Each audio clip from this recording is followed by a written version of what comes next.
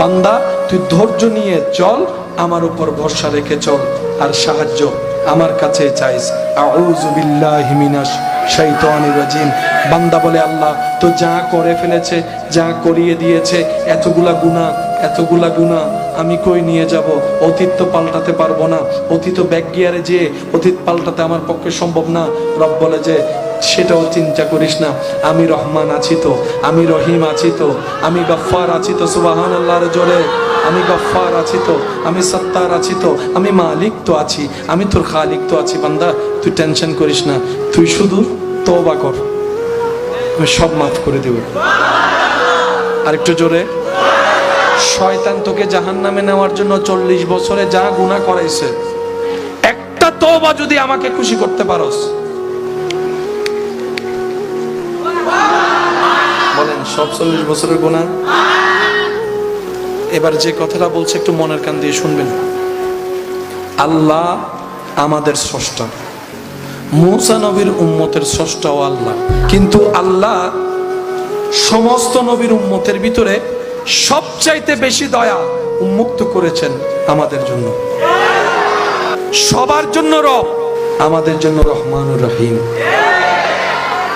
সবার জন্য খালেক, আমাদের জন্য সত্তার। আল্লাহ আমাদের জন্য একটু বেশি দয়াবান।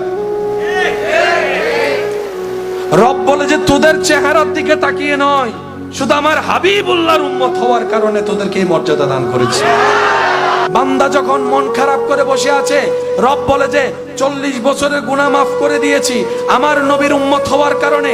আমি রহমান, আমি রহিম, আমি গফফার, আমি সত্তার, আমি খালিক, আমি মালিক, আমি ইন্নাল্লাহ আলা কুল্লি শাইইন কাদিরের অধিকারী।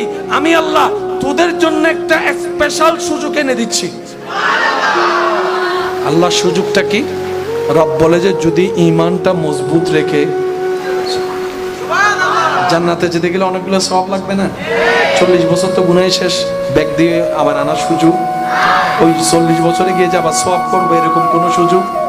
এবার বান্দাকে আল্লাহ কতটুকু ভালোবাসে এবং রাস্তা সহজ করছে, আমি সবার একটু মনোযোগ চাচ্ছি। 40 বছর শেষ, বাকি আছে মাত্র 15 বছর, 20 বছর। এই 20 বছর কি শুধু সওয়াবে করবে না, গুনাহ আছে।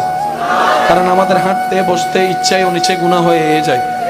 আরো জোরে বলেন না রে ভাই।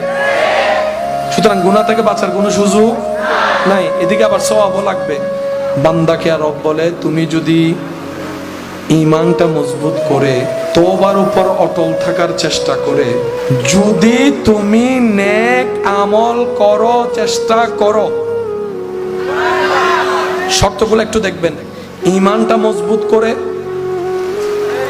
ঈমানের উপর অটল থেকে যে তওবা করেছো সেই তওবা রক্ষার 1000 বার চেষ্টা করে, নেক আমলের যদি তুমি চেষ্টা করো, আমি আল্লাহ ইউবাদদিলুল্লাহ 40 বছরের যত 1000 গুনাহ তুমি করেছো আমি মাফ করেছি, অত পরিমাণ আমি আল্লাহ গুনাহকে কনভার্ট করে সওয়াব বানাই, বাম কাঁধ থেকে ডান কাঁধে লিখে দিব।